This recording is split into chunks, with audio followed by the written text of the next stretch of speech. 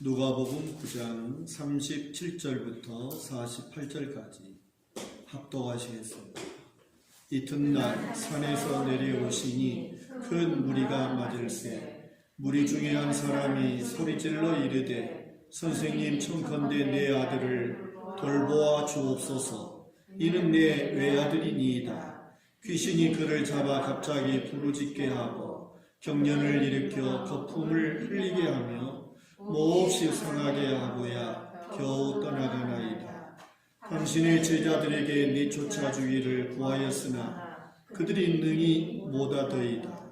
예수께서 대답하여 이르시되 믿음이 없고 패역한 세대여, 내가 얼마나 너희와 함께 있으며 너희에게 참으리여 내 아들을 이리로 데리고 오라 하시니 올 때에 귀신이 그를 거꾸러뜨리고 심한 경련을 일으키게 하는지라. 예수께서 더러운 귀신을 꾸짖으시고 아이를 낳게 하사 그 아버지에게 도로 주시니 사람들이 다 하나님의 위엄에 놀라니라. 그들이 다 그 행하시는 모든 일을 놀랍게 여길세. 예수께서 제자들에게 이르시되 이 말을 너희 귀에 담아두라. 인자가 장차 사람들의 손에 넘겨지리라 하시되 그들이 이 말씀을 알지 못하니 이는 그들로 깨닫지 못하게 숨긴 바 되었습니다. 또 그들은 이 말씀을 묻기도 두려워하더라. 제자 중에서 누가 크냐 하는 변론이 일어나니 예수께서 그 마음에 변론하는 것을 아시고 어린아이 하나를 데려다가 자기 곁에 세우시고 그들에게 이르되 누구든지 내 이름으로 이런 어린 아이를 영접하면 곧 나를 영접하며 또 누구든지 나를 영접하면 곧 나를 보내신 이를 영접함이라. 너희 모든 사람 중에 가장 작은 그가 큰 자니라. 아멘. 모곤대학교 신학과 교수로 은퇴하신 송기득 교수님이 작년 재작년에 세상을 떠나시는데, 그분이 모곤대학교 조직신학교 교수로 은퇴를 하시고 나의 신앙 평전이라고 하는 제1권 하나님 없이 하나님과 함께라고 하는 책을 출간했는데, 그 책 속의 한 페이지를 소개합니다.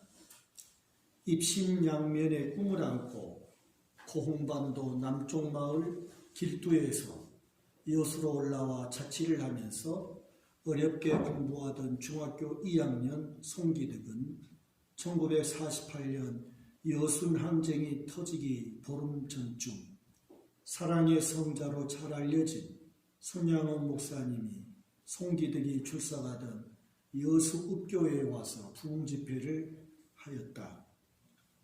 부흥집회 기간 중 어느 날 밤 손양원 목사님의 설교를 통하여 송기득은 삶의 방향을 바꾸기로 결단하게 되었다.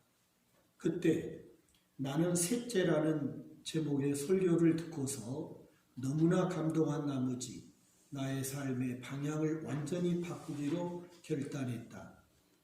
이제부터 나는 셋째로 살아야 한다.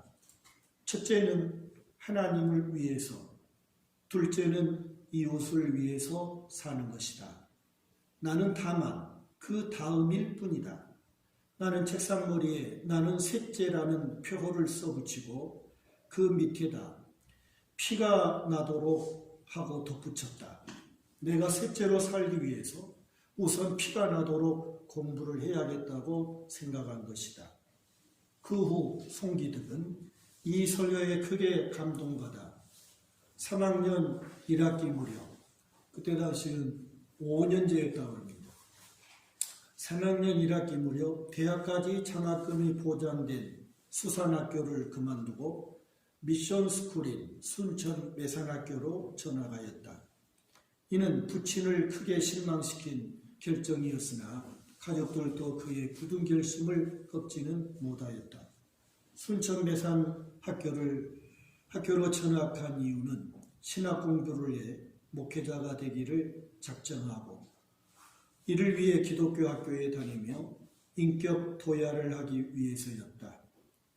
그는 요순항쟁 직전 운명처럼 손양원 목사의 설교를 들었고 광기 어린 피해 학살 현장에서 살아남아 신학의 길로 나아갔다. 이러한 그의 과정을 기록한 그런 내용입니다.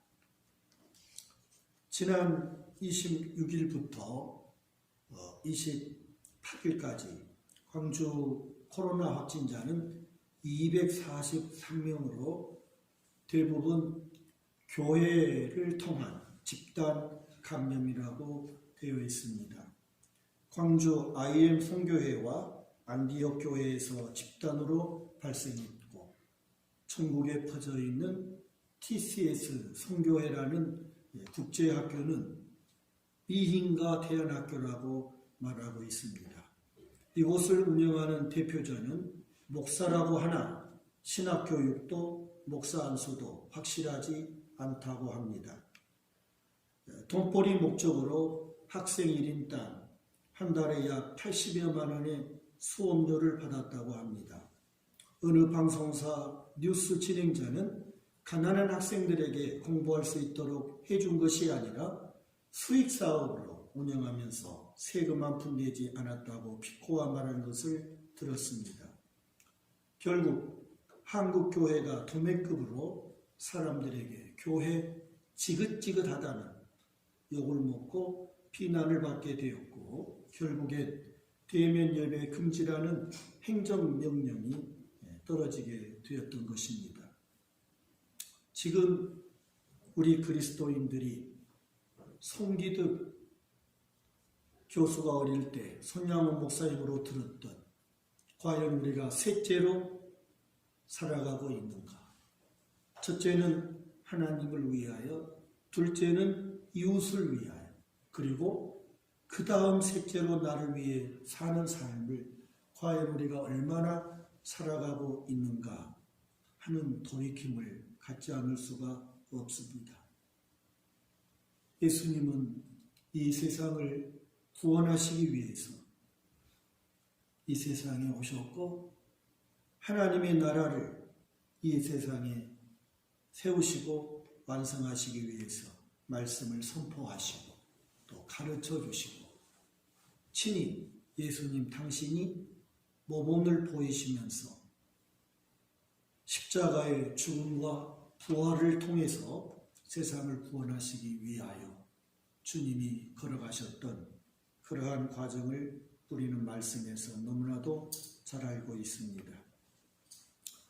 주님은 12제자를 통하여 하나님의 나라를 더 확장하는 그러한 사명을 맡기기 위해서 특별히 12제자를 세우시고 날마다 그 12제자들과 동고동락하시면서 천국 복음을 가르쳐 주시고 또 하나님의 권능과 능력을 그들에게 부여하셔서 귀신을 물리치고 질병을 고치는 그러한 일까지도 하게 했던 것입니다. 날마다 제자들과 함께 동고동락하시지만 제자들의 생각과 머릿속에는 무엇이 꽉 차 있는지 예수님의 말씀이 천국 복음이 전혀 그들의 삶에 영향을 끼치지 못하고 제자들이 변화되지 못하는 그러한 모습을 복음서에서 우리에게 보여주고 있지요. 그들이 그처럼 주님이 십자가의 죽음과 부활을 통해서 이루시겠다고 말씀하시고 그 십자가의 길을 묵묵히 걸어가시지만 제자들은 끊임없이 세상적인 출세와 성공으로 그 마음이 가득 차서 서로 다투고 누가 더 높은가 하는 그러한 싸움을 끊이지 않는 그러한 모습을 보이고 있습니다. 참으로 제자들의 삶은 예수님의 십자가에 달려 죽으시기까지 변하지 않았다. 부활하신 이후에도 변하지 않았다 하는 것을 우리에게 말씀해 주십니다. 예수님은 이러한 세상을 향해서 말씀하시기를 믿음이 없고 패역한 세대요. 믿음이 없고 패역한 세대여 하시면서 책망하시고 한탄하시는 그러한 말씀을 오늘 우리가 봅니다.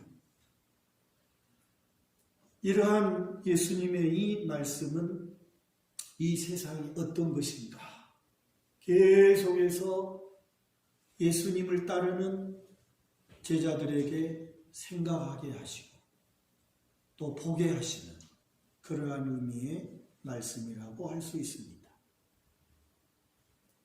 바로 직전에 말씀에 보면 예수님이 변화산에 베드로, 요한, 야고보를 데리고 기도하러 가셨고 그 변화산에 가신 것은 9장 27절에 있는 내가 참으로 너에게 이르노니 여기 서 있는 사람 중에 죽기 전에 하나님의 나라를 볼 자들도 있느니라. 하나님의 나라를 볼 자가 있다고 말씀하신 예수님은 베드로, 요한, 야고보를 데리고 변화산 올라가셔서 그 하룻밤에 이러한 하나님 나라의 영광을 보여주신 것이죠. 베드로는 너무나 황홀한 나머지 내려오고 싶지 않는 그러한 마음을 엿볼 수 있습니다. 그러나 예수님께서는 그들을 이끌고 다시 산 아래로 내려오시는 그러한 모습을 보여주지요. 35절에 구름 속에서 소리가 나서 이르되 이는 나의 아들 곧 택함을 받은 자니 너희는 그의 말을 들으라. 너희는 그의 말을 들으라. 9장 35절에 하늘에서 음성이 변화산에 있는 베드로, 요한, 야고보에게 들려지기를 너희는 예수님의 말씀을 들으라. 여기서 너희는 그의 말을 들으라고 하는 이 말씀은 9장 23절을 가리키고 있다. 그렇게 설명합니다. 23절이 뭐지요? 또 무리에게 이르시되 아무든지 나를 따라오려거든 자기를 부인하고 날마다 제 십자가를 지고 나를 따를 것이니라 하시는 제자도. 제자는 어떤 삶을 사는 사람인가? 이 제자도에 대하여 예수님이 최초로 고난받을 것을 말씀하시고 주님을 따르는 제자는 어떠한 각오를 가지고 어떤 삶을 살아야 할 것인가를 말씀해 주셨는데 변화산상에서 그렇게 고난 가운데서 믿음으로 인내하고 주님의 말씀을 순종하면서 제자로서의 삶을 살면 절대로 헛되지 않는다. 반드시 주님이 다시 오실 때 우리는 우리 하나님의 영광의 나라에 이르게 될 것이라고 26절, 27절에 말씀하신 거죠. 그것을 이제 변화산에서 베드로, 요한, 야고보에게 그 하늘나라의 영광, 우리가 정말 예수 그리스도의 뒤를 따라서 제자로서 살아가면 참으로 황홀한 그 영광의 나라에 이르게 될 것을 변화산의 사건을 통해서 보여주셨다는 것이죠.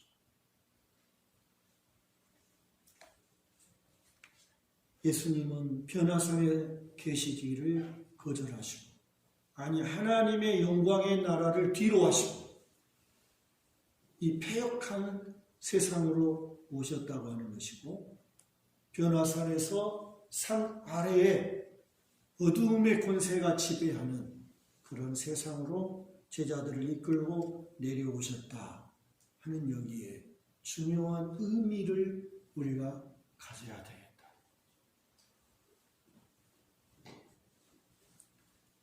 그래서 이 세상에서 예수 그리스도를 믿는 그리스도인이 되고 예수님의 제자가 된다는 그것은 어떤 의미일까? 하는 것은 이미 이처럼 9장에서 작은 그러한 부분이지만 이 부분에서도 우리는 분명히 볼 수 있다는 거예요. 사복음서 다가 아닌 이 9장이 한 부분에서 정말 그리스도를 따르는 제자요, 예수를 믿는 그리스도인이 어떻게 살아야 한다는 것인가 하는 그러한 분명한 말씀을 우리에게 주신다는 것입니다. 자, 가장 먼저 우리는 37절 말씀부터 이 산 아래의 패역한 세상을 볼 줄 알아야 되겠다. 하나님의 영광의 나라를 바라보아야 하지만 우리가 몸담고 살아가는 이 세상도 우리는 분명히 보아야 한다. 그래서 이 산 아래의 이 세상이라고 하는 것은 어두움의 권세가 지배하는 그러한 세상이다 하는 것을 말씀하십니다. 그래서 37절에 이튿날 산에서 내려오시니 큰 무리가 예수님을 환영합니다. 베드로, 요한, 야고보와 함께 산 아래로 내려오시죠. 수많은 사람들이 모여 있는데 그곳엔 한 아이의 아버지가 예수님을 발견하고 크게 부르짖으며 요청하는 그러한 모습을 봅니다. 이것은 귀신이 아이를 괴롭힌다는 것이죠. 39절에 바로 이와 같이 무리 중에 한 사람이 소리질렀다. 39절에 귀신이 그를 잡아 이러한 말씀으로 기록하고 있습니다.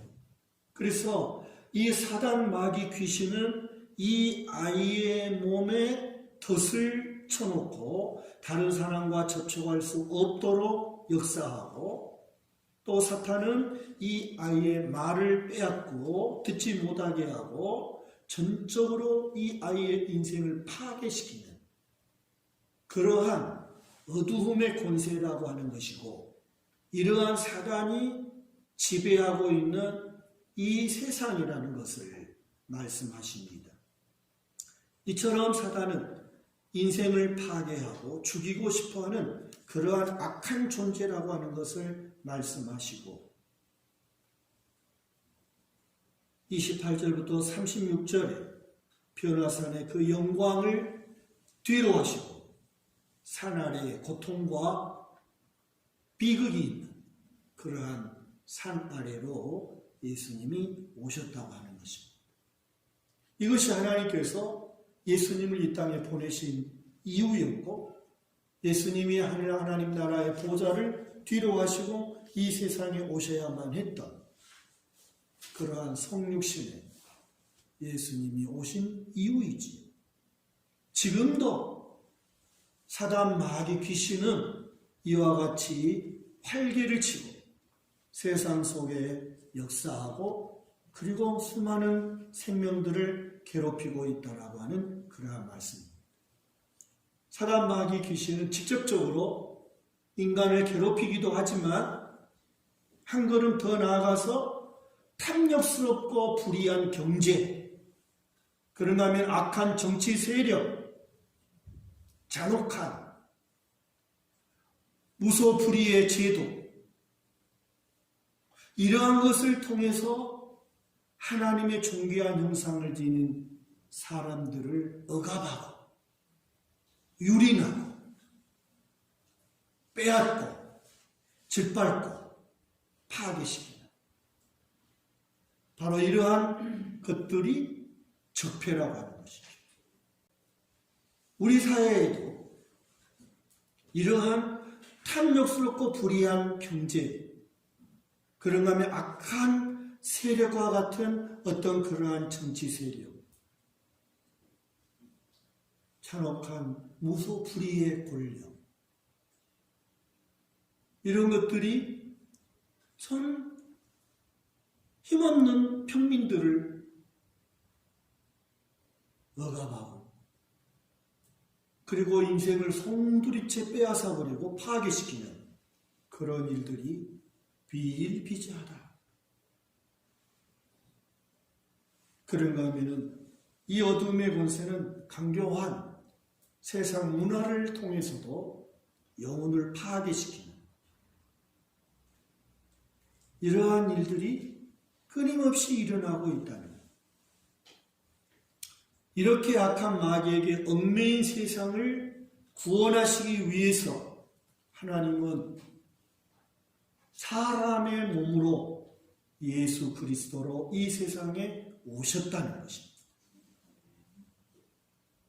그래서 예수님은 산 위에 영광에 머물러 계시지 아니하고 산 아래에 어두움의 권세에 완전히 짓밟히고 파괴된 그러한 세상으로 산 아래로 내려오시고 결국에는 골고다 언덕까지 올라가시고 십자가에 못 박혀 죽으셔야 했다 하는 것입니다. 자, 요한 1서 3장 8절부터 10절을 잘 아는 말씀이지만 찾아보시고 다시 한번 되새기며 읽으실 수 있기를 바랍니다. 요한 1서 3장 8절부터 10절까지입니다. 죄를 짓는 자는 마귀에게 속하나니 마귀는 처음부터 범죄함이라. 하나님의 아들이 나타나신 것은 마귀를 멸하려 하십니다. 하나님께로부터 난 자마다 죄를 짓지 아니하나니 이는 하나님의 씨가 그 속에 거하며 그도 범죄하지 못하는 것은 하나님께로부터 났습니다. 이러므로 하나님의 자녀들과 마귀의 자녀들이 드러나나니 무릇 의를 행하지 아니하는 자나 또는 그 형제를 사랑하지 아니하는 자는 하나님께 속하지 아니하니라. 중요한 말씀이죠. 무릇 의를 행하지 아니하는 자나 또는 그 형제를 사랑하지 아니하는 자는 하나님께 속하지 아니했다. 기독교라고 하는 이름을 걸고 선교회라고 하는 이름을 내걸고 이웃을 사랑하지 아니하는 이것은 하나님께 속하지 않았다라고 분명히 말씀합니다.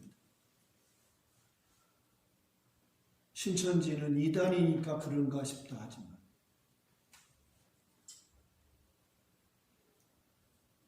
참으로 이러한 각가지의 선교단체들이 어떤 방역수칙을 지키지 않고 그 어린 아이들을 집단적으로 한 장소에 많이 함께 생활하는 이건 참 그분들의 신앙을 어떻게 우리가 이해해야 할까?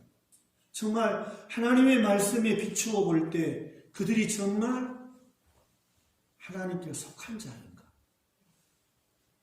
의문이 들지 않을 수가 없다. 오늘 우리는 하나님의 말씀이 참으로 모든 사람들에게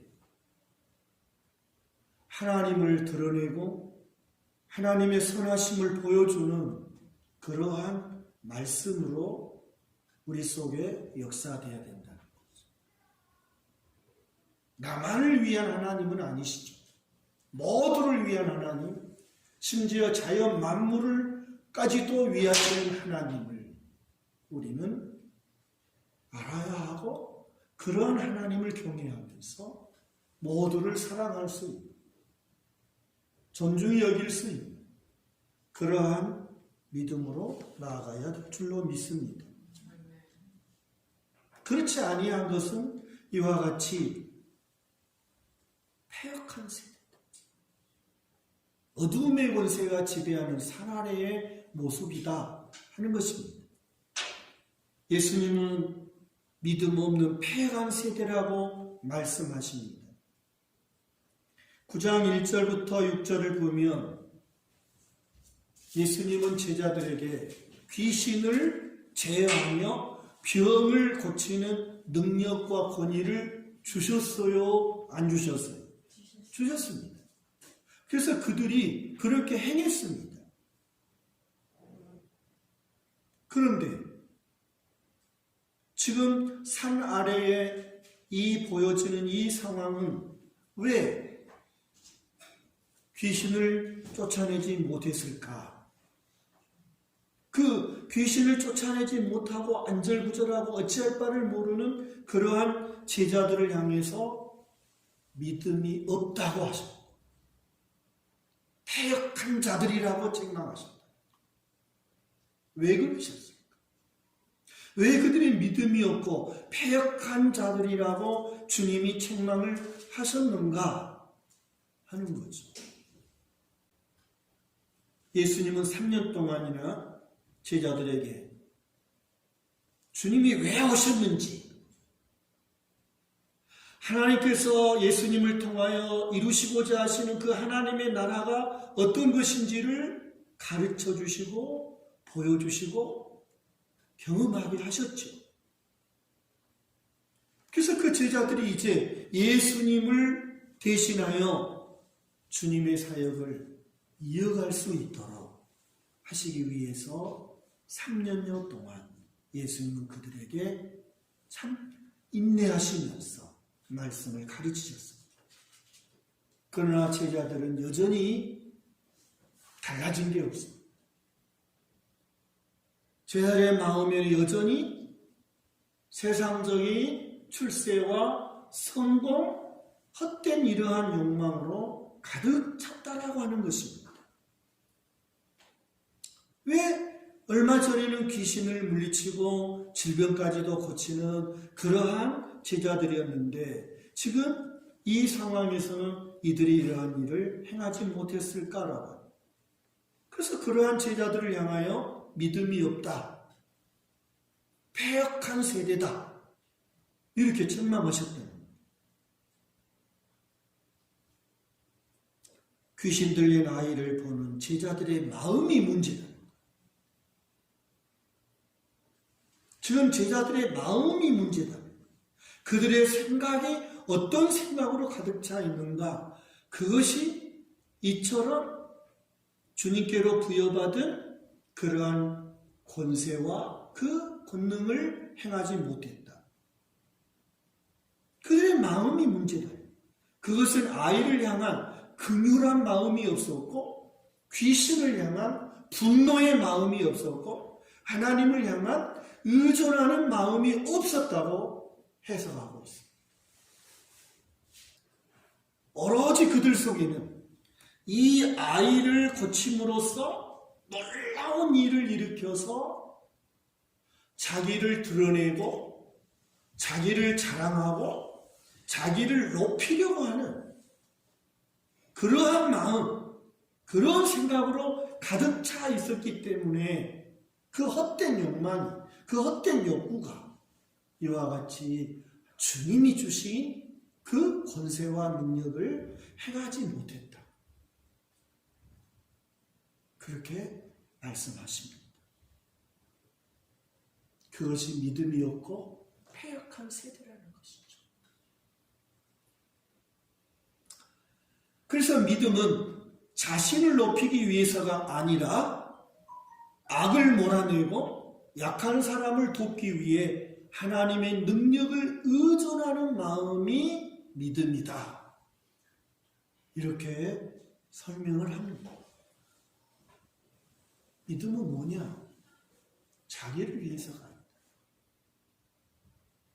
믿음은 악을 몰아내고 약한 사람을 돕기 위해서 하나님의 능력을 의존하는 그것이 믿음이라는 것이죠. 그러나 제자들의 마음에는 전혀 그러한 믿음이 없었다는 것입니다. 악한 어두움의 권세가 그 아이를 지배하고 괴롭히고 넘어지게 하고 병련을 일으키는 그 고통을 주는 것에 대하여 정말 분노하는 그 악한 어두움의 권세예요. 그런가 하면 그 어두움의 권세에 붙들려서 괴롭힘을 당한 그 아이에 대한 긍휼의 마음,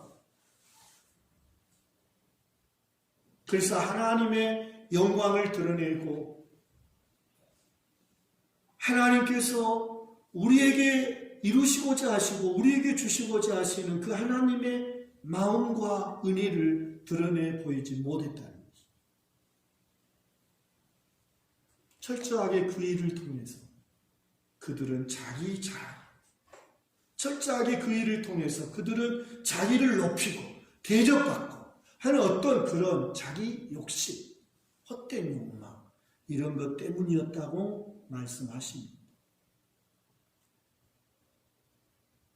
예수님은 질문을 통해서 자기의 정체성을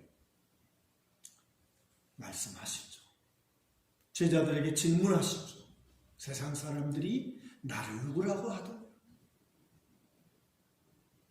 그리고 예수님은 또 제자들에게 그러면 너희는 나를 누구라고 하느냐. 그렇게 예수님께서 질문을 통하여 제자들에게 말씀하십니다.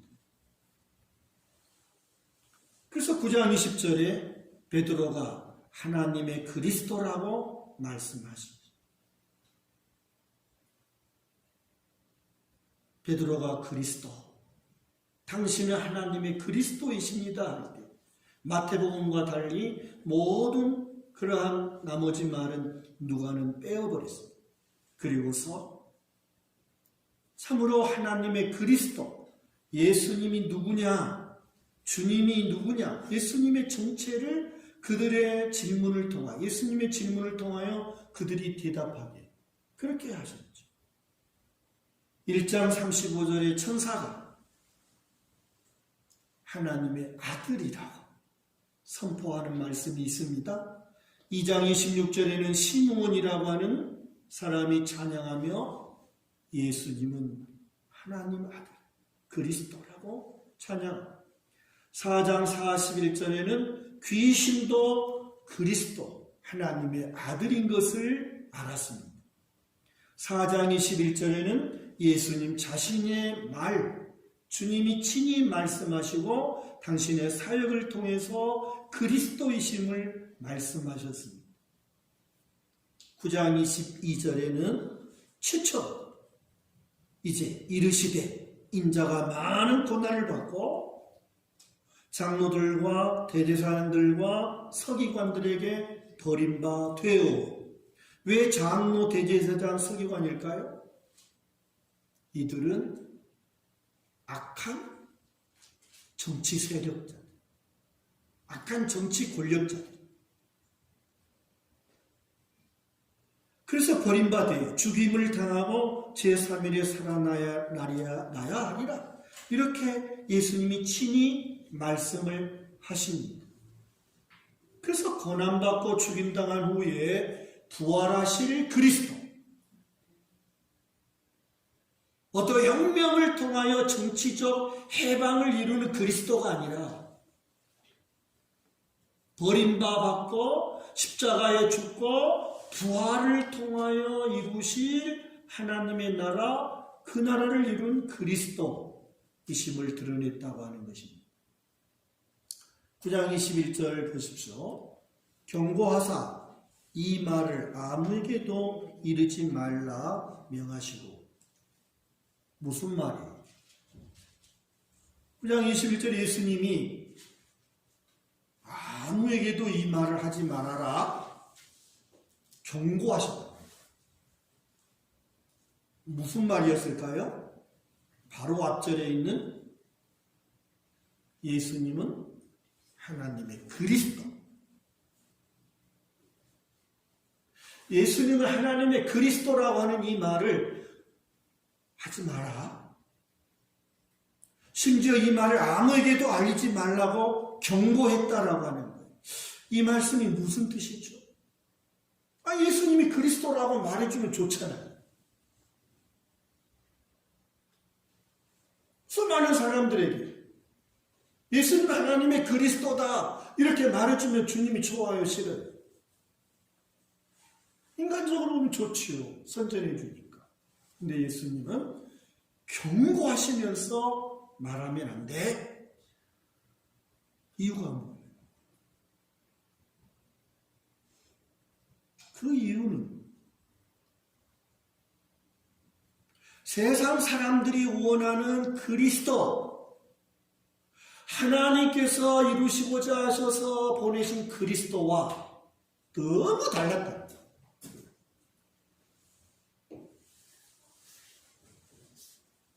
세상 사람들이 원하는 그리스도는 뭐예요? 정치적 혁명이죠. 어떤 막강한 권세와 능력으로 악한 세력들을 뒤집어 엎는 거예요. 그 혁명을 통한 어떤 하나님의 나라, 그것을 이룰 그리스도를 바랬던 것이죠. 제자들도 외가 아니죠. 그러나 예수님은 버림당하고 죽으시고 그 다음에 부활하셔서 이루셔야 할 나라의 그리스도.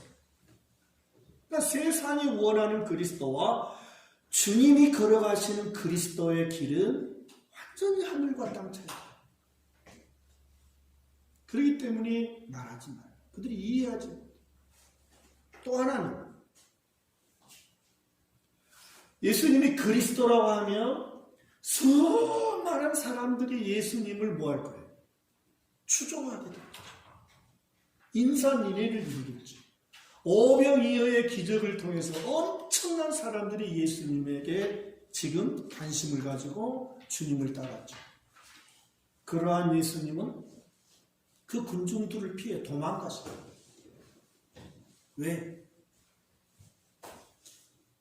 주님은 버림받고 십자가의 길을 걸어가셔야 되는데 수많은 사람들이 예수님을 추종하고 지지하고 예수님을 찬송하면 주님이 흔들릴 수 있어요.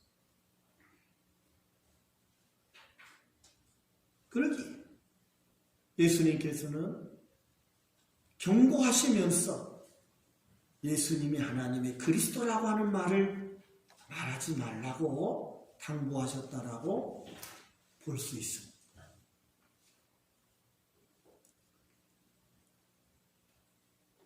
제자들의 마음의 생각, 제자들의 관심은 예수님과는 너무 차이가 나지요. 예수님은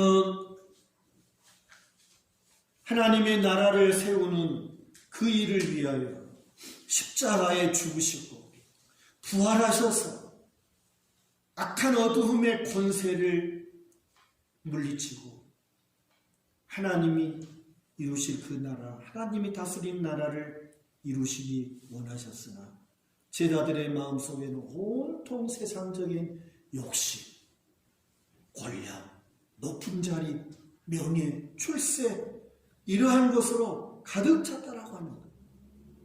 예수님은 두 번째 순환을 또 예고하십니다. 예수님이 두 번째 순환을 44절부터 45절에 이 말을 너희 귀에 담아두라. 인자가 장차 사람들의 손에 넘겨지리라 하시니 그들이 이 말씀을 어땠다? 알지 못했다. 또 깨닫지 못했다라고.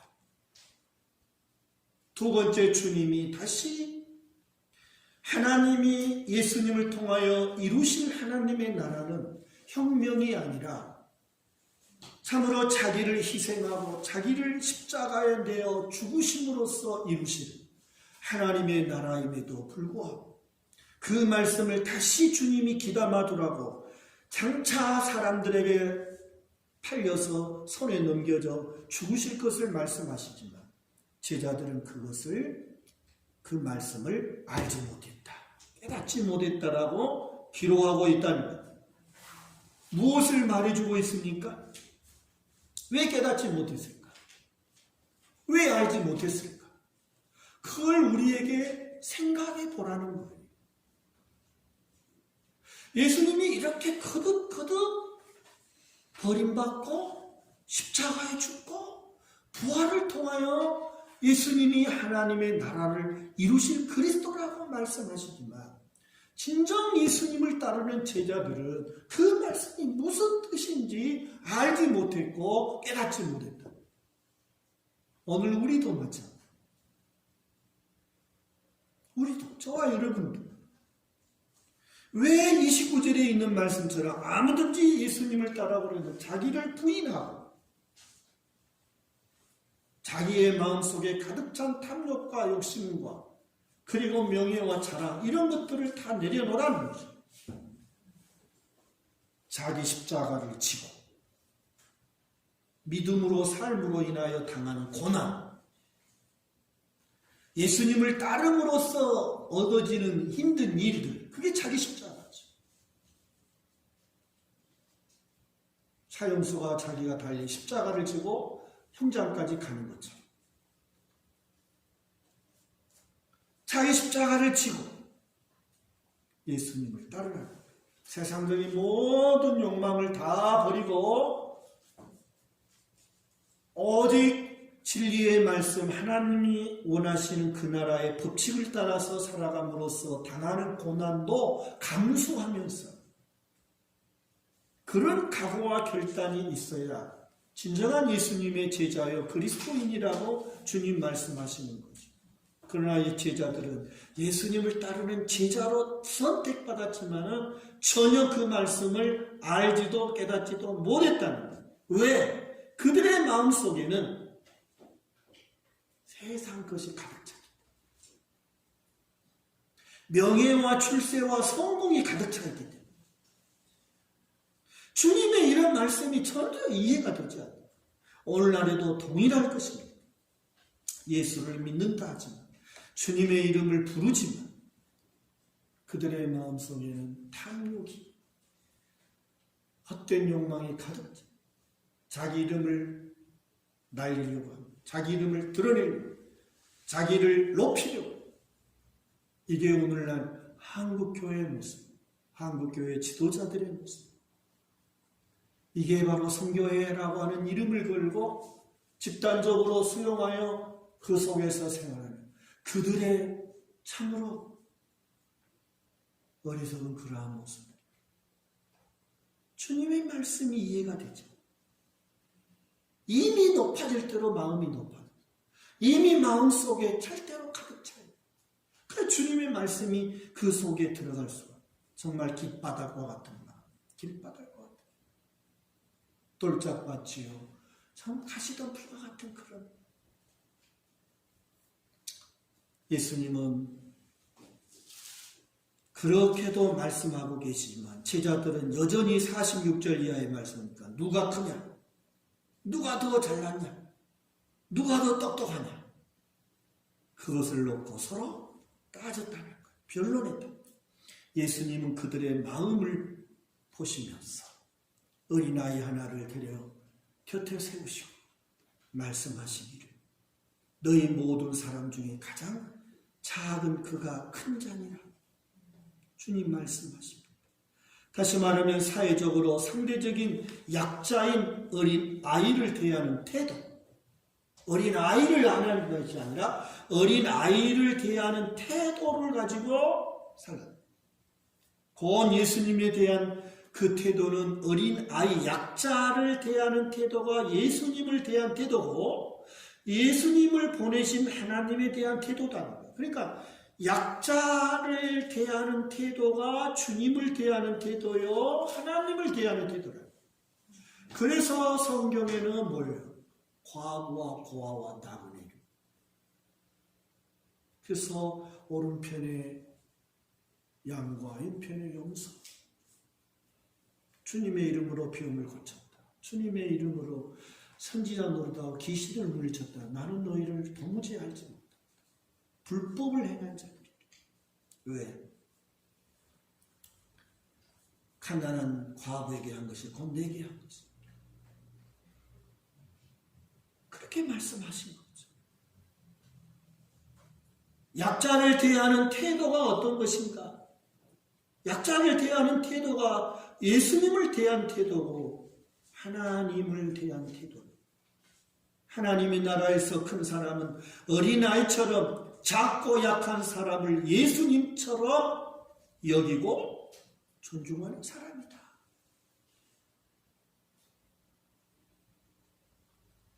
높아져서 약자 위에 갑질하고 군림하려는 사람은 하나님의 나라를 위태롭게 하는 자이다. 약자를 존중하는 사람은 하나님의 나라를 이어가는 사람이다. 말씀하십니다. 49절에 보니까 요한이, 변화산의 영광을 보았던 요한이 예수님에게 뭐라고 그래요? 어떤 사람이 주의 이름으로 귀신을 내쫓는 것을 우리가 보고 우리와 함께 따르지 아니함으로 못했다? 못하겠다. 당신이 예수님의 제자도 아니면서 왜 예수님의 이름으로 귀신을 물리칩니까? 엄청난 기득권, 엄청난 패권주의. 이게 예수님 때의 바리새인들이 했잖아요. 그런데 지금 제자들이 그 바리새인 역할을 하는 거예요. 저도 그럴 수 있어요. 여러분도 그럴 수 있어요. 50절에 예수님 하신 말씀, 금하지 말라. 너희를 반대하지 않는 자는 너희를 위하는 자. 제자의 어떤 특권의식, 이게 요한의 마음속에 가득죠. 나는 예수를 믿으니 괜찮을까요? 그러니 이렇게 해도 괜찮아? 라고 하는, 이것은 하나님의 거룩한 백성으로서 해서는 아니 될 일이죠. 예수님이 죽기까지 하나님의 뜻을 순종하려고 주님은 자신과 싸우고 절대로 말하지 말아라. 주님이 피해가겠습니다. 그렇게 자신과 싸우시는데 제자들은 서로 자기 형제들과 지금 다투잖아요. 언제까지 다퉜어요? 22장 24절에 보니까 최후 만찬석에서까지 누가 크냐고, 누가 높으냐고 다퉜어요. 이야, 이렇게 무섭구나. 우리 마음속에 과연 내가 내 마음속에 뭐가 차 있는가라고 하는 것은 이렇게 참 위험하고 무서운 것이야. 우리 가르쳐주는 거죠. 최후 만찬석에서까지 제자들은 다퉜다니까. 누가 크냐고.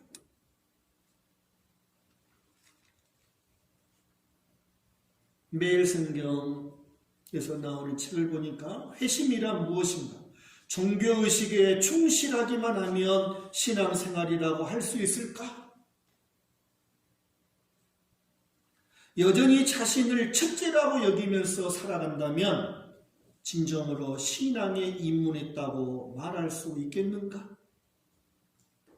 자신을 첫째로 두는 사람이라면 아무리 열정적인 종교 생활을 하더라도 그 사람에게 하나님은 삶의 궁극적 목적이 되기보다는 자신의 뜻을 이루는 수단에 불과한 것이다. 이것이 우상숭배가 아니고 무엇이겠는가 하는 글이 있습니다. 우상숭배가 뭡니까? 여전히 자기를 첫째로 두고 살아가는 사람, 자기의 소원을 이루기 위해서 열정적인 종교 생활을 한다 할지라도 그것은 궁극적으로 자기를 위한 것이지 하나님을 위한 것이 아니다. 하나님을 수단으로 사는 자들의 모습이라고 말하고 있습니다. 오늘 예수님이 산 아래 세상을 향하여 믿음이 없고 패역한 세상, 책망하시며 한탄하시는 이 음성이 우리 생명이 다할 때까 우리 속에 들려져서 주님 나를 향하여 하시는 말씀이 아닐까. 우리 마음을 늘 돌아보면서 송기득 교수처럼 아니요 손양원 목사님처럼 하나님을 항상 첫째를 위하는 삶을 살아 그런 우리의 삶이 되시기 좋겠습니다. 그러한 저와 여러분 되시기를 주님으로 축원하고 소망합니다. 455장입니다.